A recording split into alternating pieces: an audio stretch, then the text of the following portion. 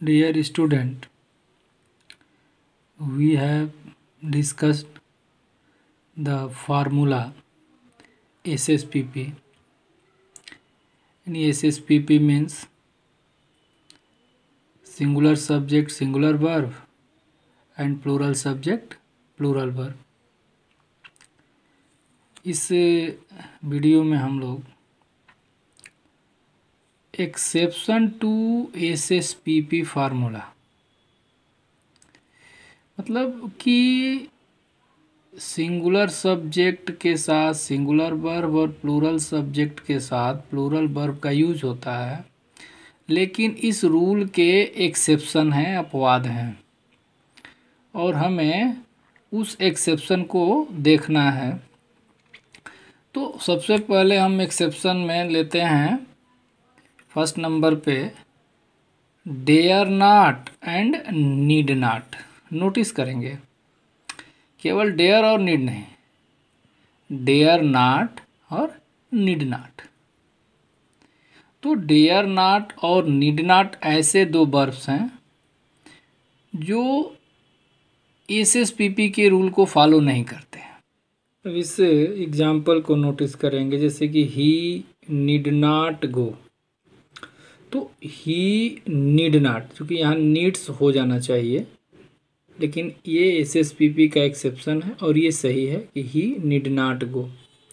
तरह दूसरा, जैसे सी डेयर नॉट, तो सी डेयर्स नॉट नहीं है, डेयर नॉट है, जो सही है अपोज में।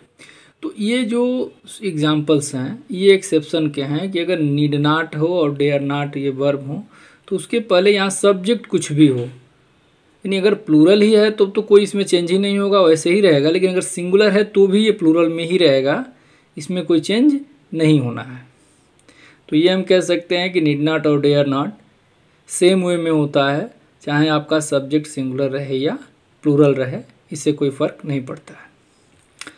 आगे हम इसमें तो ये देखते हैं कि need not and dare not are used in plural form with singular subject as well as plural subject. तो ये एक एक्सेप्शन हो गया हमारा, इसको आप केयर की करेंगे। अब हम दूसरे एग्जाम्पल, इसके दूसरे पॉइंट्स को देखते हैं। जैसे ही नीड्स ए बुक। अब यहाँ पर नोटिस करिए कि ही आपका सब्जेक्ट सिंगुलर है और नीड्स एस लगा हुआ है, नहीं यहाँ SSPP का फॉलो किया गया है, SSPP को यहाँ फॉलो किया गया है। फिर ही डेयर्स, यहाँ भी SSPP फॉलो हुआ है। तो यहाँ पर याद करेंगे कि अगर अफर्मेटिव सेंटेंस हो तो उसमें SSPP फॉलो होता है, यानी अगर नीड और डेयर अफर्मेटिव सेंटेंस में हो तो उसके साथ SSPP फॉलो होता है। ये चीज़ केयर करेंगे।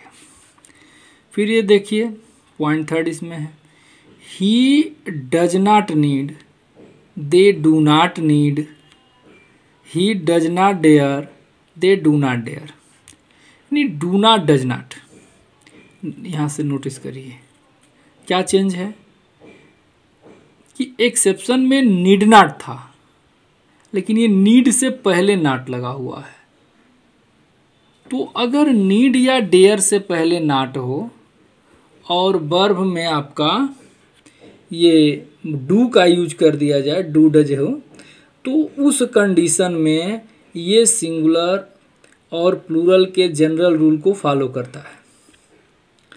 तो यहाँ ये याद रखेंगे कि when verb do is used in the sentence and not is used before need और डेयर, दे फॉलो SSPP, तब वो SSPP को फॉलो करते हैं। तो ये एक्सेप्शन फर्स्ट आपका हो गया। तो एक्सेप्शन फर्स्ट में आपको क्या याद रखना है कि अगर सेंटेंस में कहीं भी आपका बस ये दो वर्ड नीड डेयर नॉट और नीड नॉट आ जाएं तो वहाँ ये SSPP को फॉलो नहीं करेंगे, बाकी डेयर और नीड किसी भी रूप में आए तो SSPP को फॉलो करेंगे। तो फर्स्ट एक्सेप्शन हो गया। अब हमारा दूसरा एक्सेप्शन क्या है, यहाँ देखिए second exception, subjective mood off verb supposition. इस वर्ड को नोटिस करिए, सपोजिशन। सपोजिशन की मीनिंग होती है अनुमान लगाना, तर्क करना या कल्पना करना। सपोजिशन, सपोज से ये वर्ड सपोजिशन है, मान लीजिए, मतलब कि रियल में वो चीज़ नहीं होती, रियल स्टेट नहीं होती उसमें, तो हम सपोज करते हैं। तो जब इस तरह से सेंटेंस का मीनिंग निकल के आता है कि वो रियल उसमें नहीं है, सपोजिशन है, तो वहाँ भी एसएसपीपी फॉलो नहीं होता है। जैसे एग्जाम्पल देखिए, I wish I were a king.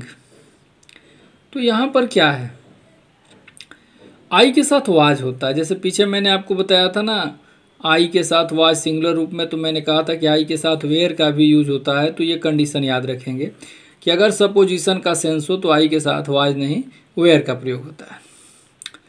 तो आई wish I were a king, अब ये सेंटेंस क्या है, सपोजिशन है।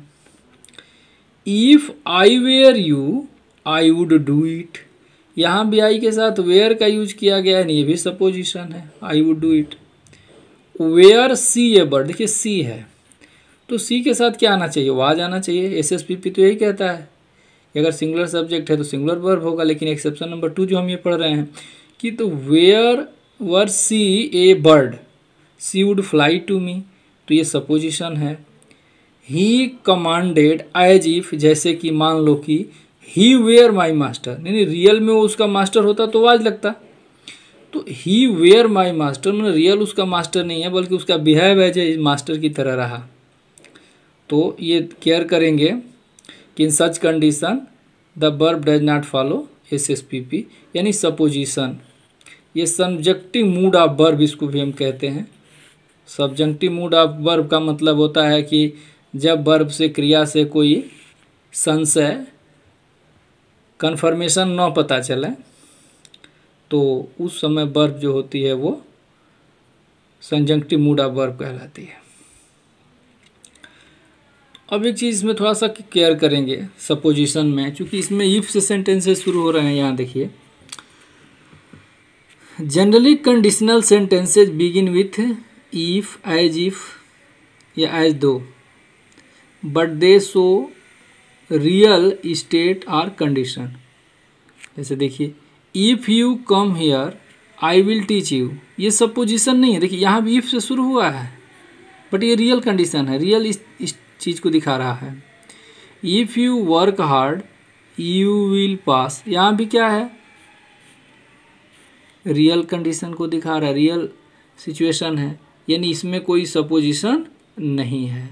तो इफ़ या वेदर, इफ़ और ये आपका एज इफ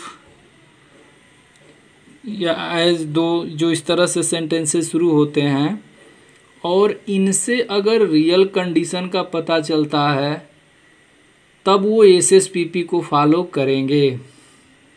लेकिन अगर वो एक्चुअल में सपोजिशन है, कोई कोरी कल्पना है, असंभव शर्त है, सपोजिशन में समझ लीजिए तर्क, अनुमान या कल्पना होता नहीं, कोई ऐसी कल्पना, ऐसी शर्त, ऐसी विश जो पूरा ना हो, इम्पॉसिबल लगे, तो उस कंडीशन में ये एसएसपीपी फॉलो नहीं होता है।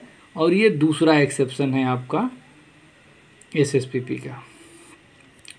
एक और एक्सेप्शन यहाँ देखिए, subjective mood off verb wish. अब हम विश में देखते हैं तो ये ब्लेस, लीव, सेव, नहीं आपने ऑप्टेटिव सेंटेंस पढ़ा है, और ऑप्टेटिव सेंटेंस में आप ये देखते हैं कि सब्जेक्ट चाहे सिंगुलर हो या प्लूरल, लेकिन वर्ब हमेशा प्लूरल यूज होती है। लेकिन उसमें जो ये 3 वर्ब आपके सामने है, ब्लेस, लीव और सेव, ये एसएसपीपी को फॉलो नहीं करते हैं। जैसे गॉड ब्लेस यू, क्योंकि अगर हम इसको सब्जेक्ट के रूप में सोचें तो गॉड यहाँ पर एक सिंगुलर सब्जेक्ट है, और सिंगुलर के लिए ब्लेसेज वर्ड होना चाहिए, जो ऐसा यूज़ नहीं होता है। तो आप जो है यहाँ पर ऑप्टेटिव सेंस में ये सही है, तो ब्लेस, लीव और सेव ये वर्ब्स जो हैं एसएसपीपी के रूल को फॉलो नहीं करते हैं। सिंपली अब इसके साथ एक और बात जुड़ जाती है कि ऑप्टेटिव सेंटेंस में मॉडल में का प्रयोग रहता है, कभी में नहीं भी लिखा जाता है लेकिन रहता है। तो और मॉडल के साथ चूँकि V1 आता है तो इसलिए इसमें माना जाता है कि सभी सब्जेक्ट के साथ वर्ब की फर्स्ट फॉर्म में ही होगी। तो ये चीज़ आप एक्सेप्शन थर्ड है जो आप इसको नोटिस करेंगे। नहीं, लास्ट में यहाँ देख लेंगे कि हम एक कैसे समझ सकते हैं। तो एक्सेप्शन को अगर आपको देखना है तो देखिए, याद कर लीजिए, नीड नॉट, डेयर नॉट, ये हम कह रहे हैं ना, दो स्पेलिंग याद कर लीजिए, नीड नॉट और डेयर नॉट। नीड और डेयर नॉट के बाद अगर नीड या डेयर किसी भी दूसरे रूप में यूज होता है तो वो एसएसपीपी को फॉलो करेगा। उसके बाद सपोजिशन में अगर सेंटेंस से कोई पॉसिबल, इमेजिन, कोई कल्पना हो, असंभव शर्त हो, तो वहाँ भी एसएसपीपी फॉलो नहीं होता है। या फिर ये जो वर्ब दिखा रहा है ब्लेस, लीव और सेव, अगर इनका भी यूज हुआ है तो एसएसपीपी फॉलो नहीं होता है। तो ये 3 पॉइंट में हम एसएसपीपी के एक्सेप्शन को क्लियर कर लिए कि एसएसपीपी फॉलो नहीं होता है। तो हमने singular subject, singular verb, plural subject, plural verb, यही सेंटेंस स्ट्रक्चर शुरू किया था। और ये 3 पॉइंट्स ऐसे हमको मिले जहाँ पर ये रूल फॉलो नहीं होते हैं, इसको हम केयर करेंगे। इससे रिलेटेड आपके लिए एक एक्सरसाइज है। तो एक्सरसाइज में आपको एक्सेप्शन के ही बेस पर सब्जेक्ट वर्ब को देखना है और इसको करना है। अब इस एक्सेप्शन को कर लेने के बाद हम लोग आगे जो है कुछ अलग जो इसके अलावा जो रूल्स हैं उसको डिस्कस करेंगे। ओके।